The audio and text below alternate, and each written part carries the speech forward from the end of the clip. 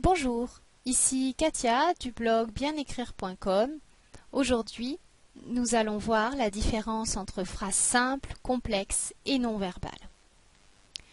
Une phrase simple possède un seul verbe conjugué. Attention, on ne parle pas des infinitifs, on parle uniquement des verbes conjugués. Donc dans la phrase « Je pars en vacances », le verbe conjugué, c'est « part ». Évidemment, les verbes à l'infinitif, comme je viens de le dire, mais aussi les verbes au participe passé, ne comptent pas comme des verbes conjugués puisqu'ils ne sont pas conjugués. Dans la phrase « Je vais prendre du repos », V est bien sûr un verbe conjugué. Par contre, prendre n'est pas considéré comme un verbe conjugué car il est à l'infinitif. Donc on ne va pas le compter pour savoir si la phrase est simple ou complexe. Dans la phrase « Fatigué, je suis parti », fatigué est un participe passé, mais ce n'est pas un verbe conjugué. Le verbe conjugué de la phrase est « suis », parti. « Suis parti » est donc le verbe « partir » au passé composé.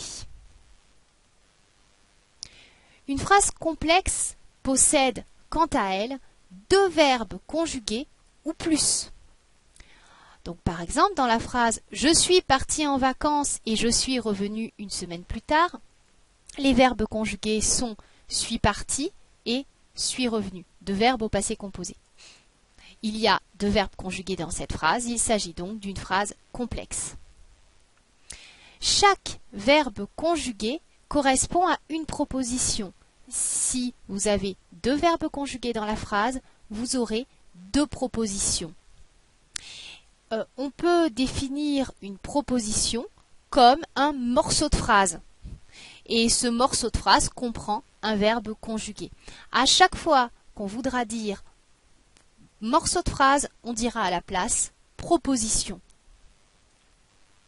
Une proposition qui, sans qu'on ait besoin de le préciser, contient un verbe conjugué et un seul. Si une phrase n'a aucun verbe, on appelle cela une phrase non verbale. Alors, auparavant, on appelait ça une phrase nominale.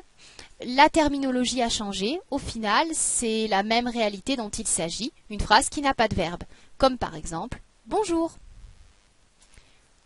Voilà, c'est fini pour maintenant. À bientôt pour d'autres vidéos sur www.bien-ecrire.com.